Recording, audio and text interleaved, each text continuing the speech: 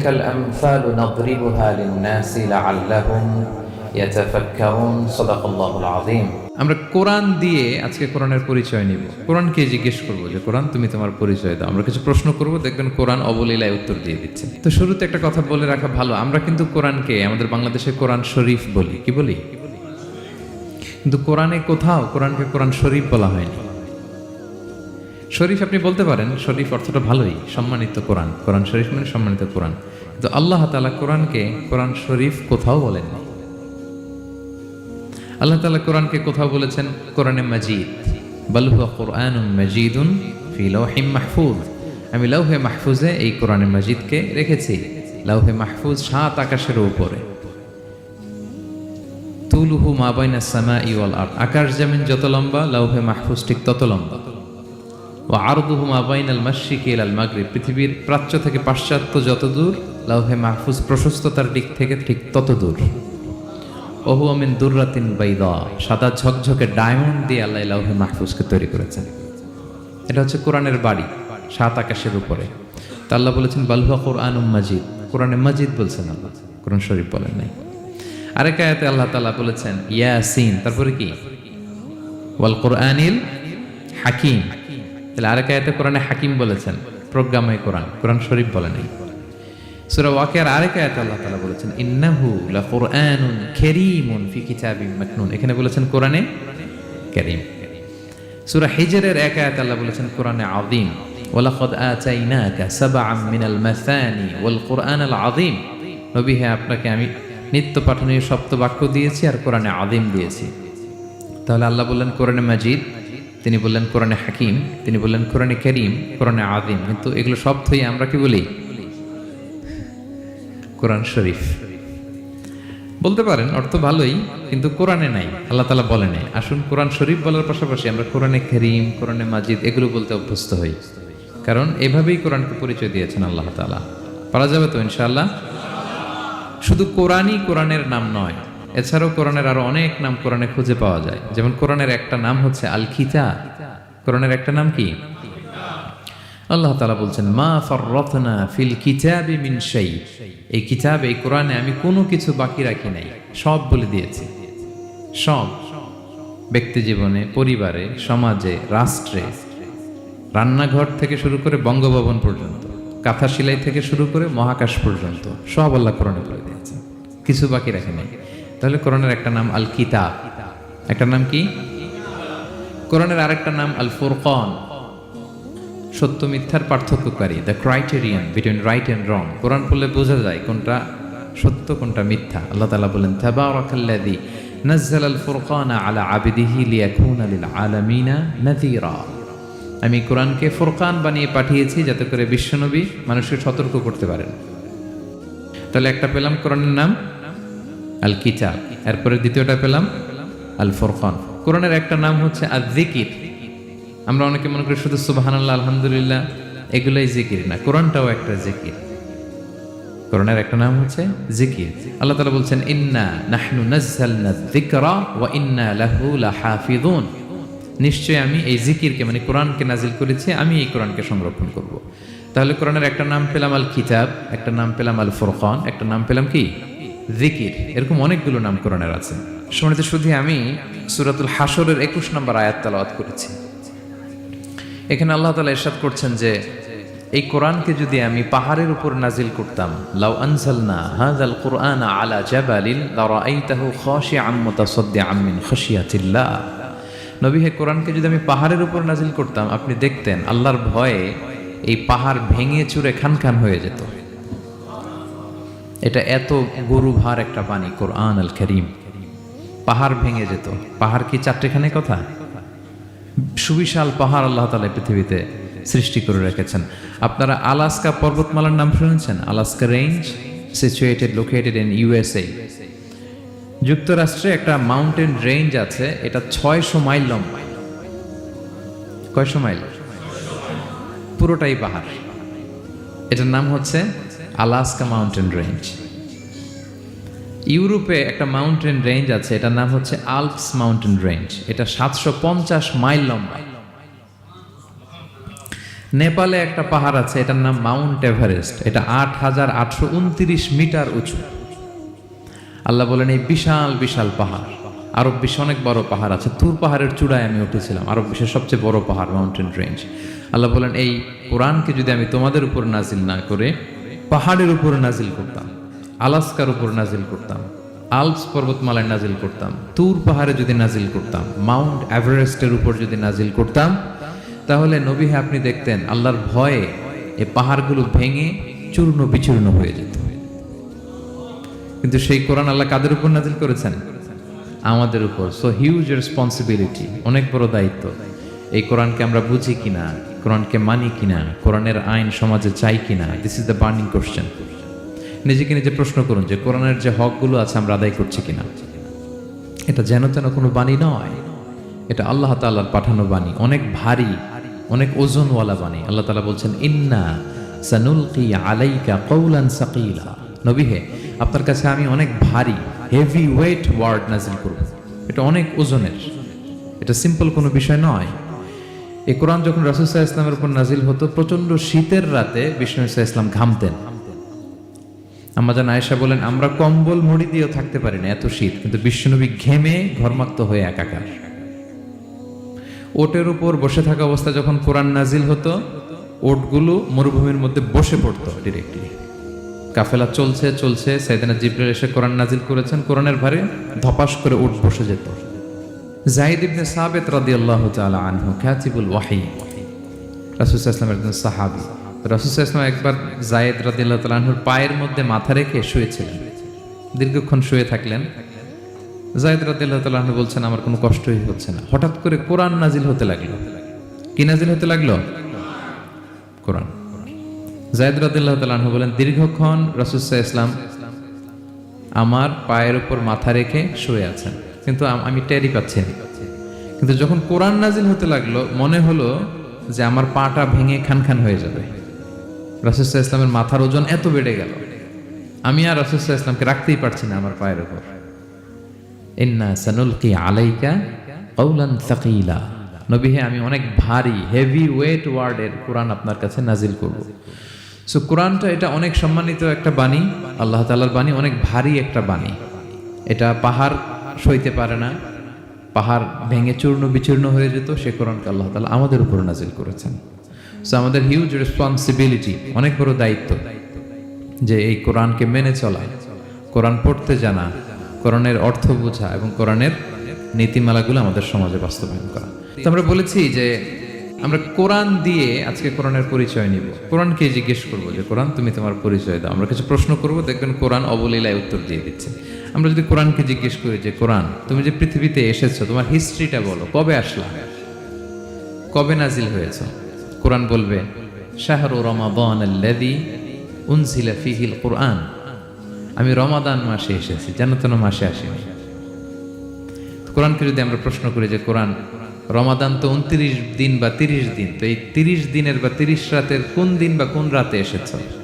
কোরআন বলবে ইন্না আনজালনাহু ফি লাইলাতুল কদর, আমি কদরের রাতে এসেছি। সুবহানাল্লাহ বিহামদি।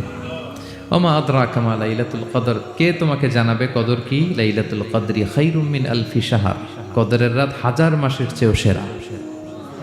রাসূল সাল্লাল্লাহু আলাইহি ওয়াসাল্লাম আফসোস করতেছেন, আল্লাহ বনি ইসরায়েলের লোকেরা হায়াত পাইছে 1000 বছর, 1500 বছর, এত ইবাদত করছে, আমার গুনাহগার উম্মতের কি হবে? আমার গুনাহগার উম্মত তো 60-70 মধ্যে মরে শেষ। আমার উম্মতি মা বাইনা 60 ইলা 70, আমাদের গড় বয়স কত? 60 থেকে 70। তা আল্লাহ বলেন চিন্তা করো না, লাইলাতুল কদরি খায়রুম মিন আলফি শাহর, তোমার গুনাহগার উম্মতের জন্য আমি কদরের রাত দিয়েছি, 1000 মাসের চেয়ে সেরা। তাহলে কোরআনের হিস্ট্রি আমরা জেনে গেলাম। রমাদানে আসছে, রমাদানের কোন রাতে আসছে? এখন যদি জিজ্ঞেস করি তুমি কি একা একা আসছো না কেউ নিয়ে আসছে তোমাকে, এবার কি উত্তর পাওয়া যাবে? এই প্রশ্নের উত্তরে কোরআন আমাদেরকে জানায় যে আমি একা আসিনি। নাযালা বিহির রূহুল আমিন, রূহুল আমিন হচ্ছে জিবরাইল আলাইহিস সালামের একটা নাম, বিশ্বস্ত আত্মা। রূহুল আমিনের সাথে আমি এসেছি, সবচাইতে বিশ্বস্ত, যেহেতু এটা আল্লাহর বাণী। এটা আসার সময় যদি অন্যের কথা ঢুকায় দেয় তাহলে ভেজাল আছে না নাই? আমিন, বিশ্বস্ততার সাথে যে পৌঁছে দিবে, বাণী বাহকের কাজ করবে, এরকম সবচাইতে বিশ্বস্ত ফেরেশতা জিব্রাইলকে দিয়ে আমি পাঠিয়েছি। তাহলে কোরআন একা আসে, সবচাইতে শক্তিশালী ফেরেশতা জিবরাইল ইসলামের লাহু সিত্তুমি আতু জানা, 600 পাখা আছে, 600 পাখা। সব নবীদের কাছে এসেছেন ওহী নিয়ে, এরকম একজন ফেরেশতা দিয়ে কোরআনকে পাঠানো হয়েছে। এবার যদি জিজ্ঞেস করি যে কোন ভাষায় তোমাকে নাজিল করা হয়েছে বলো, আছে এটা কোরআনে? কোরআন আমাদেরকে জানাচ্ছে ইন্না আনসালনাহু কুরআনান আরাবিয়ান লাআল্লাকুম তাআকিলুন, নিশ্চয় আমি কোরআনকে আরবি ভাষায় নাজিল করেছি যাতে তোমরা বোঝো। সুস্পষ্ট আরবি ভাষায় এই কোরআনকে আল্লাহ তাআলা নাজিল করেছেন। তাহলে হিস্ট্রি আমরা জানতেছি ধীরে ধীরে, না? রমাদানে আসলো, কদরে আসলো, একা আসে নাই, জিবরাইল ইসলামের সাথে আসলো, আরবি ভাষায় নাজিল হলো। এবার যদি জিজ্ঞেস করি যে তুমি যে আসলা, তোমাকে যে আমাদের তেলাওয়াত করতে হবে, তো এই তেলাওয়াত করার গাইডলাইনটা কি, কিভাবে তেলাওয়াত করবো, তেলাওয়াত করার সিস্টেমটা কি, এটা যদি আমাদেরকে একটু বলতে। তো কোরআন এই প্রশ্নের উত্তরে প্রথমে আমাদেরকে বলে যে আমাকে যদি আবৃত্তি করতে চাও, তেলাওয়াত করতে চাও, প্রথম গাইডলাইন হচ্ছে লা ইয়ামাসসুহু ইল্লাল মুতাহহারুন। এর অর্থ হচ্ছে পবিত্র ছাড়া কেউ এই কোরআনকে স্পর্শ করতে পারে না। যদিও এটা দিয়ে লাউহে মাহফুজের কথা বলা হয়েছে, ফেরেশতাদের কথা, কিন্তু বিষ্ণু বলেছেন লা ইয়ামাসসুহু ইল্লা তাহির, পবিত্রতা ছাড়া কোরআন ধরা যায় না। তাহলে কোরআন তেলাওয়াতের প্রথম গাইডলাইন কি? পবিত্রতা, অজু করতে হবে। ডোন্ট টাচ মি উইদাউট অ্যাবলুশন, কোরআন আপনাকে অর্ডার করবে, অজু ছাড়া আমাকে টাচ করা যাবে না। আচ্ছা, অজু করলেন, তারপরে কি শুরু করে দিতে পারবেন? না, কোরআন বলে ফাইদা ক্বরাতাল কুরআনা ফাস্তাইদ বিল্লাহি মিনাশ শাইতানির রাজিম। কোরআন পড়ার আগে তোমার যে সুস্পষ্ট দুশমন ওই শয়তানের ব্যাপারে আল্লাহর কাছে পানাহ চেয়ে নাও। মানে পড়ো আউযু বিল্লাহি মিনাশ শাইতানির রাজিম বিসমিল্লাহির রহমানির রহিম। তাহলে অজু করলেন, আউযু বিল্লাহ বললেন, বিসমিল্লাহ বললেন। এবার কি করতে হবে? এবার কোরআন বলছে যেমন মনে চায় তেমন পড়া যাবে না। তুমি গানের সুরে, ব্যান্ডের সুরে, হিপ হপ সুরে কোরআন পড়বা, এটা আল্লাহ কবুল করবে না। কোরআন বলছে ওয়ারাত্তিলিল কুরআনা তারতিলা, তারতিলের সাথে কোরআন পড়তে হবে, ধীর স্থির ভাবে কোরআন পড়তে হবে। তারতিল, আপনারা যারা কোরআন পড়বেন তারতিলের সাথে পড়বেন। What is তারতিল? আনাস রাদিয়াল্লাহু তাআলা আনহুকে জিজ্ঞেস করা হয়েছিল তারতিল কি, নবী কিভাবে তেলাওয়াত করতেন। তিনি বলেছিলেন ইয়ামুদ্দু বিহা সাওতাহু মাদ্দান। বিষ্ণু ঈসা ইসলাম প্রতিটি আয়াত টেনে টেনে পড়তেন। কিভাবে? টেনে টেনে পড়তেন।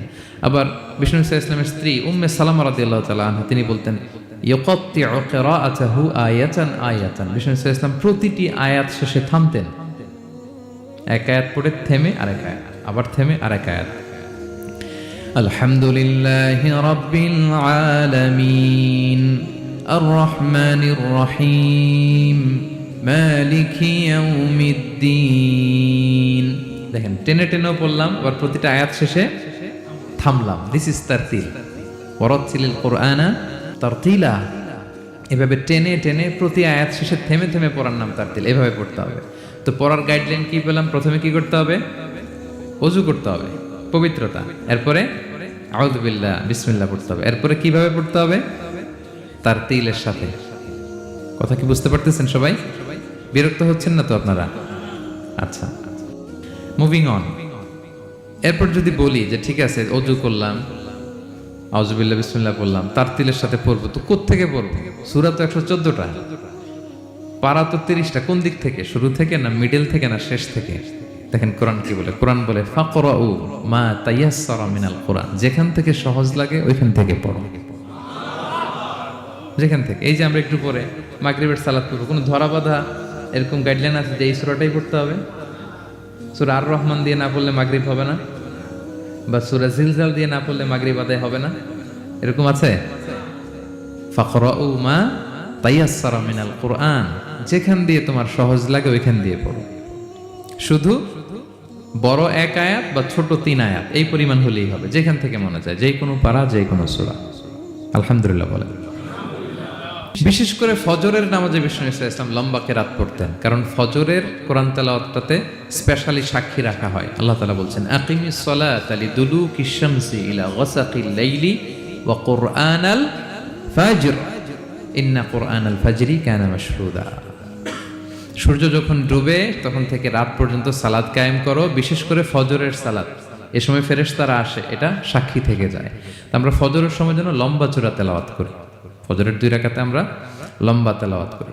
এবার কোরআনকে যদি জিজ্ঞেস করি যে কোরআন তোমার পৃথিবীতে যে এসছো, তোমার অবজেক্টিভটা কি, নাজিলের উদ্দেশ্য কি, কি উদ্দেশ্যে আল্লাহ তাআলা পাঠিয়েছেন, কোরআন আমাদেরকে জানাচ্ছে আলিফ লাম র কিতাবুন আনজালনাহু ইলাইকা লিতুখরিজান নাসা মিনাল যুলুমাতি ইলান নূর।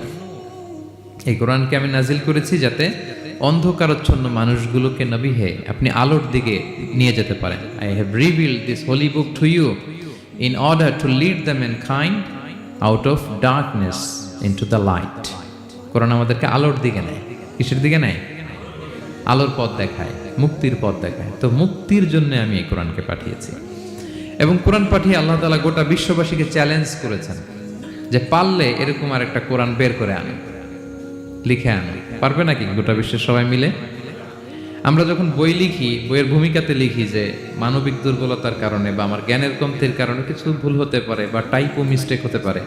কেউ যদি আমাদের ভুলগুলো ধরিয়ে দেন আমরা শুদ্ধ করে নিব। প্রত্যেক লেখক লেখে যে আমার 3টা বই বেরোয়েছে, আমি এটা লিখছি শেষে, যে কিছু টাইপো মিস্টেক হতে পারে বা আমার ভুল হতে পারে, জানালে আমি পরবর্তী সংস্করণে কি করব? শুধরে নেব। কিন্তু কোরআন ব্যতিক্রম। সব লেখক বলে ভুল থাকলে বইলেন, কোরআন বলে পারলে ভুল খুঁজে বের করো। কোরআন শুরুতেই বলতেছে যালিকাল কিতাব লা রাইবা ফি, this is the book, the most authentic and original book in the world, whereof there is no doubt in it। এর মধ্যে কোনো সন্দেহের অবকাশ নাই, পারলে ভুল খুঁজে বের করে দেখাও। তার মানে গোটা বিশ্ববাসীকে আল্লাহ তাআলা চ্যালেঞ্জ ছুড়ে দিয়েছেন। চ্যালেঞ্জ দিয়ে বলেছেন ওয়া ইন কুনতুম ফি রাইবিম মিম্মা নাযালনা আলা আবদিনা ফাতু বিসূরাতিন মিন মিথলি ওয়াদউ শুহাদাআকুম মিন দুনিল্লাহি ইন কুনতুম সাদিকিন। যদি মনে করো যে কোরআন বিশ্বনবী বানিয়েছে, যদি সন্দেহ করো আমার বান্দা মুহাম্মদের উপর যে কোরআন নাজিল করেছে এটা যে তার বানানো মনে করো, পারলে আরেকটা বানায় নিয়ে আসো। পারে নাই।